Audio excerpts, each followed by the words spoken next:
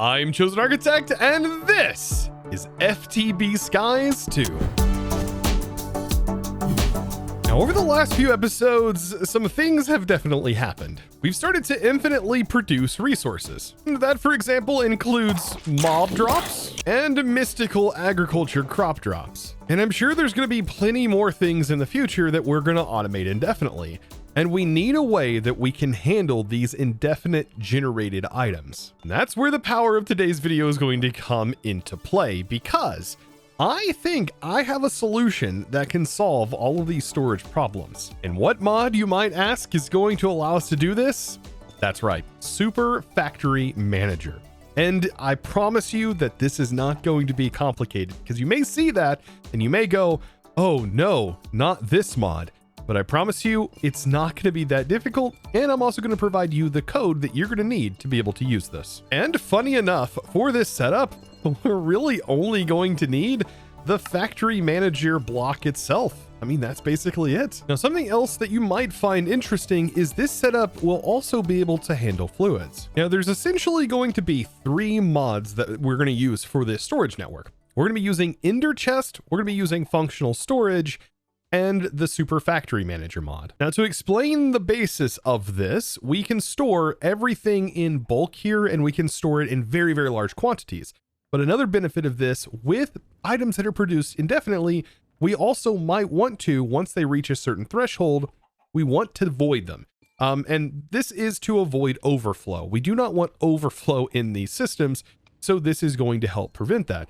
But the fact that these can store so many items, just with these 2 upgrades alone, this setup right here can store 295,000 individual ingots that are in each slot. It's so much. And making these upgrades are very, very cheap in this pack. So just by simply adding more drawers to our drawer controller down here, we can expand this storage. But this drawer controller can also handle fluids, like I was mentioning before. And that's something else that we'll probably end up creating infinite amounts of in the future as well. For example, lava and other things. And all of that, we actually want to be able to handle via our refined storage system, or AE, because this will work with both. So now to get started with this, I'm going to want some ender chests. So I made this and put this on auto crafting.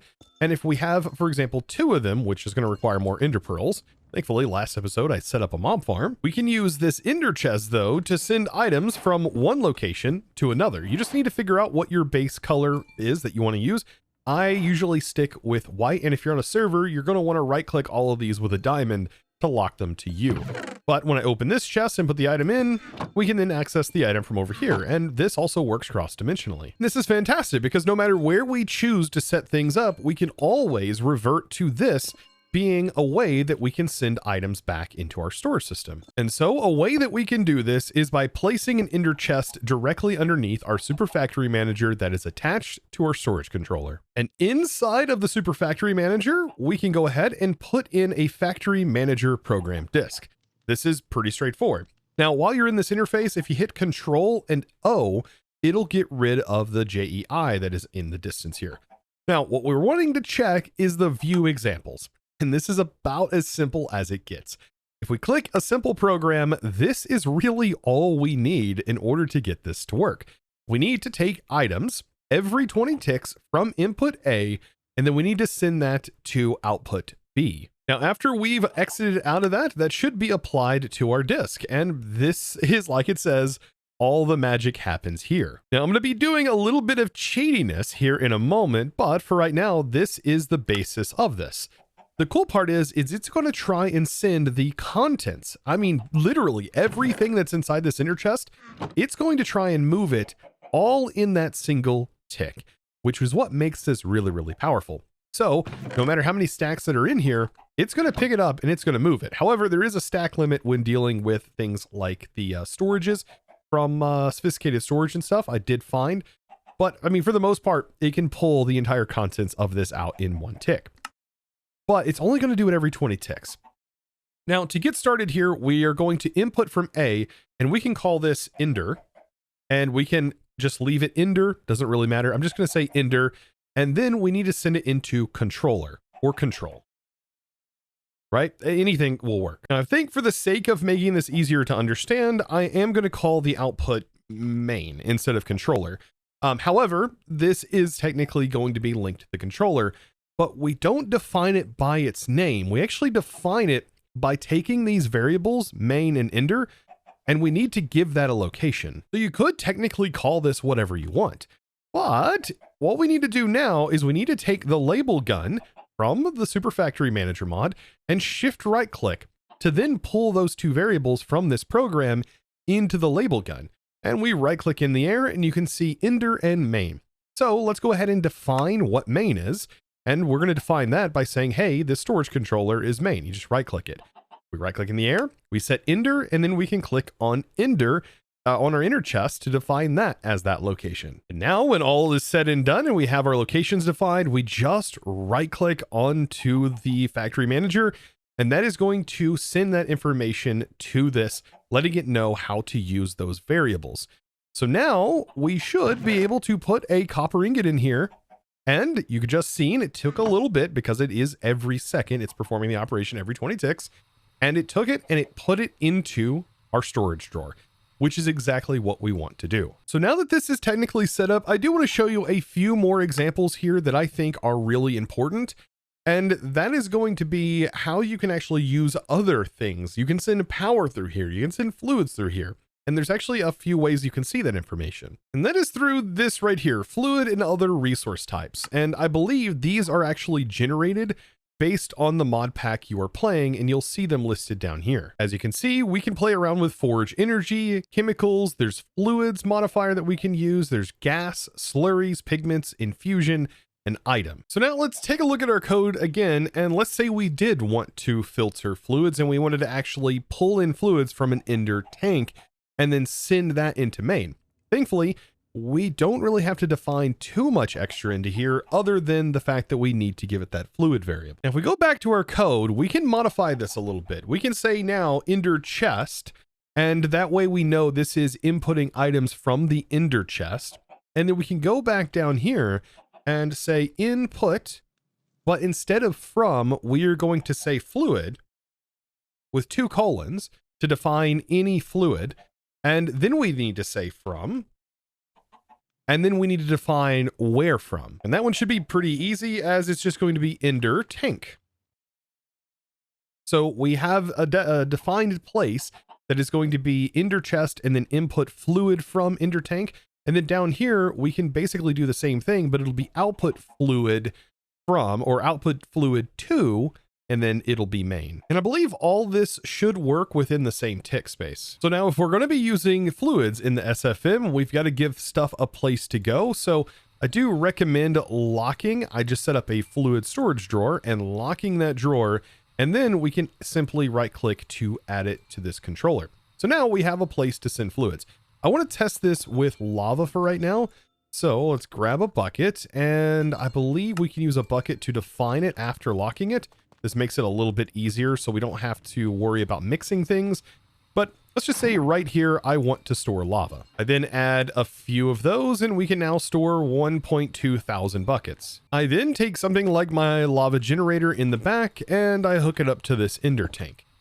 This should start filling that with lava like you see now. And then on the back of my controller, this is where I'm going to place my ender tank. Now, we'll say fluids can be a bit more wonky when having it like send items in, considering it only has technically 1 inventory space, but it should pull all of the contents of it out.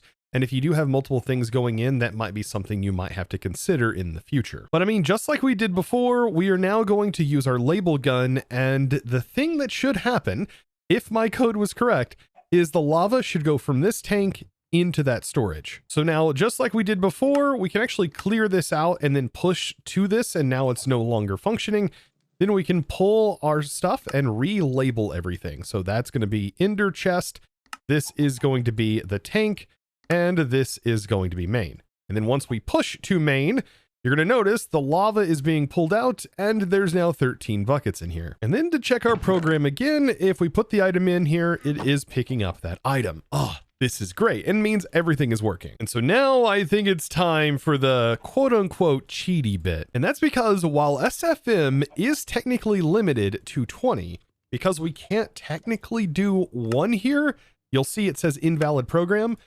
what we can do is we can take this and do it in increments every other tick. And I used this back in All the Mods 10, and let me tell you, that pack got kind of intense, and it still managed to handle all of my item throughput. So how exactly is this going to work? Well, let me kind of show you after I toss it over into a text editor and iterate every other tick. And that SFM code looks a little bit like this.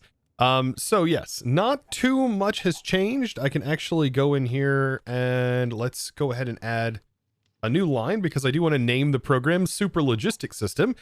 And we have it set up to do the same thing, but I've removed the notation here, and every 21 ticks, every 22 ticks, 23 ticks, 24 ticks, 25 ticks, basically repeating and iterating on every other tick all the way up to 39 ticks. And once it hits 39 ticks, we've then looped back over to 20 again. So this right here should, in theory, work every single tick. And I think a good way to test this out is by simply trying to place items in the container, and you're going to notice that it is functioning every tick. Now, something I want to mention to you, if you start to run into this getting a little bit out of hand, then I do recommend maybe cutting it in half and only doing it every 2 ticks. So that would help. You could even set it to like every 4 ticks, you know, and so on and so forth. Just use it as needed. My computer, I do know, can handle this and has no problem, but if you're playing on server, maybe be a bit more conservative and make sure that, you know, you're probably doing it every 20 ticks or you're doing it every 10 ticks. You know, just use as needed. But I mean, there you go. Logistics problems kind of solved. Kind of. So now with that up and running, time for the fun part. Yeah, like being able to send items, like for example, from our mystical agriculture farm into that. Now I must say from this point forward, it's going to be pretty easy. We just need to package up, for example, our barrel, and then we can just pick up the barrel once it's packaged, which is very nice. And then we just want to replace it with the regular ender chest. So we're going to notice Inferium is going to start building up in here, and that's perfectly fine. That's exactly what we want. We notice though, it's not going anywhere. But as soon as I place this inside of this drawer that's linked up over here, which I'm going to utilize this side over here, as soon as that goes in, you'll notice everything that goes in here is immediately sent out, like so quick. In fact, you can't even see it happening. And I mean the same thing for this one. I'm going to tie that one up. Beautiful. And then we just need to get another ender chest on this. And I mean, this is just going to make it so much easier because all of our essence is going to be stored in a central location. So now after getting all of that sorted up, there is one concern that I might have with crops, for example, like this, and that is this inventory space isn't enough always for the harvester pylon to well harvest. I mean, it's not going to be something I think I need to worry about like forever, but I mean, there is more than 27 slots or 27 crops in this single area, meaning that it will, I think, limit how often some of these get harvested. Like you can already see it's doing it right now. I don't know. Maybe you guys have more insight on this. So if it's something I should worry about or not, I don't know. But you can't even see the items generating inside of this chest because they're being pulled out so quickly. Now to quickly get all of the items out of the original barrel, yeah, we'll just throw in one of these and just let that throw the items in for now. Now that we've figured out our mystical agriculture, it's time to get the mob farm set up. So I'm thinking over here, what we can do is upgrade this barrel, giving me another slot because I did have to put 2 slots in here because not everything is tagged properly. And we need this slot, and I'm hoping this is going to be fast enough to basically put an advanced hopper upgrade to hopper items up into another storage. And before we start going too crazy here, what I'll do is I'll just use a regular barrel for right now, and then we can place in that advanced hopper upgrade. Now, what I want to do is I want to use it and set filters in here, and we can set it to tags, which is something that we might have to do. And then with that, we just need to hope that the tags all work. So for example, matching tags, let's just say we want to send a bone, and then we put that in here and we go see bones. Okay, that is one tag added. Can we do carrots? Okay, there is one for foods.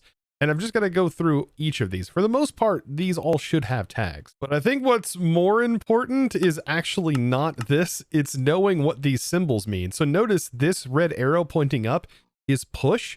And that's what we need to be concerned about, not pulling. So my filter for sending is actually the one down here. And since we're going to be sending up, we need to make sure this is set to push. So now as soon as I add the bone tag, let's see, is that going to start sending up? We need to set that to allow. Maybe not. Now, as much as I wanted to use this, I can't even get it to work. I think there may be something broken with it at the moment. But yeah, it doesn't seem like the hopper upgrade is wanting to send items at all. Like no matter what orientation it's in. Now, because of this, it's going to lead me into another interesting way that we can filter. And this also still involves the storage controller. And this is through the use of an entangled block, a sometimes controversial block. As there has been sort of lag associated with it from time to time, but if we basically select the storage controller by shift right clicking, we can use it as a filter, and we can just send items through any pipe and just extract anything that we want without using any sort of filter here, and just as if it's sending directly into the controller itself. So we can get away with something like a pipe, right? And so long as there's a storage drawer that has that item in it, well, it'll allow that item in. And yeah, this actually might be one of the easiest ways to handle this. I mean, this is almost done. And once this is finished, like we could just use a regular pipe here with just a advanced pipe upgrade. And that might be enough to keep up with the speed of the mob farm. If not though, we could just use another SFM with a basic controller on it. You know what? SFM would be the fastest method. I do want to see, like, can this actually keep up with everything? I don't know. I'm assuming it will. Now, nothing's going to get transferred yet unless we already have a filter for it. For example, iron we had a filter for, redstone we had a filter for.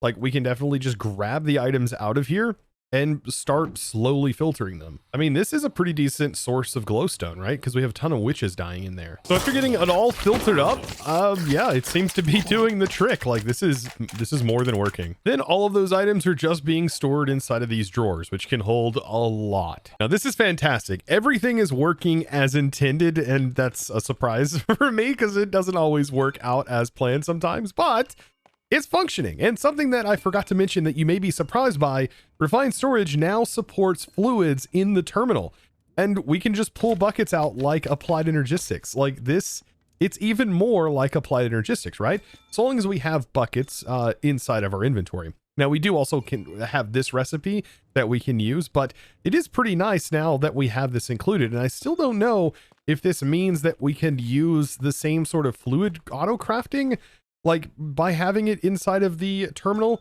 I really don't actually know. That is one of the interesting bits about Refined Storage is its fluid crafting handling. And I mean, it looks like it will support it. It does show like a bucket, and it shows the lava input here, like for this recipe, like, and it receives this as an output, which is very interesting. But that was because I clicked on here. Like, if I need this, it just sends the fluid. Okay, so yeah, fluid crafting should work. We'll just have to give this a test whenever we work on other projects. I mean, that would be a big limitation if it doesn't work properly. But I have high hopes. Now, since we're working on logistics and we've worked on getting all of our items sorted, how about we work on another way to get access to our items and make it a little bit easier for me? I mean, this is mostly for me. How about wireless access to our terminal? Yes, I would love to have like a wireless grid. That would be more than fantastic. However, charging is going to be a little bit of an issue. We've not gotten to how we can wirelessly charge yet. That is going to be another episode, I promise. We'll get there. We'll get there eventually. And there's many mods that do this, but I mean, Powa probably will be one of the best, just in case you were, kind of working ahead here. But yeah, we are going to need a wireless crafting grid. And did you know that the crafting terminal is not a base part of Refined Storage? You can see this is Refined Storage Quartz Arsenal, which is very, very interesting that it is its own separate thing. But yeah, I mean, we just need a wireless grid. It doesn't really support a whole lot of power though, which is kind of unfortunate. So now I guess we can just go ahead and craft that up. So we have ourselves a wireless crafting grid, but to be able to get this to work, we are going to need a wireless transmitter. and the transmitter just needs to be attached to our cable system down here. I'm going to try and put it as close to the center as possible. So right here is fine. Now, by default, 16 blocks is our range. To be able to actually get the grid working, we have to shift right click, or at least we used to have to shift right click on the controller to link it. That might still be the case. It looks like it is bound. It just didn't give us a notification. And there we go. We are now charged up. I think I can use the Just Dire Things pocket generators to keep these charged. That shouldn't be a problem at all. But perfect. There we go. So now we have a wireless access. And I'm hoping we can set a keybind for this. And it looks like we can. There's also a wireless auto crafting monitor, which is interesting. Is there another, like this is from Refined Storage as well. Like I think we have to have different grids for everything, unfortunately, with Refined. But I mean, the fact that I can still open this it makes me happy, right? Yes. Okay. So this does have an inventory slot. Apparently there's a Refined Storage curio option. Huh, it's up here. However, does it keep charged from this, or is it actually dwindling? Yeah, unfortunately the pocket generators just don't charge stuff in the curio slot for some reason. So I guess until we get wireless charging, we're gonna have to keep it in our inventory. But still, it beats me needing to go all the way over here all the time just to pull out a few items I need. And now, just to make sure we can cover the entirety of our island, I'm gonna want to pull these out, and it looks like it increases the range by 4, unless I'm reading that wrong.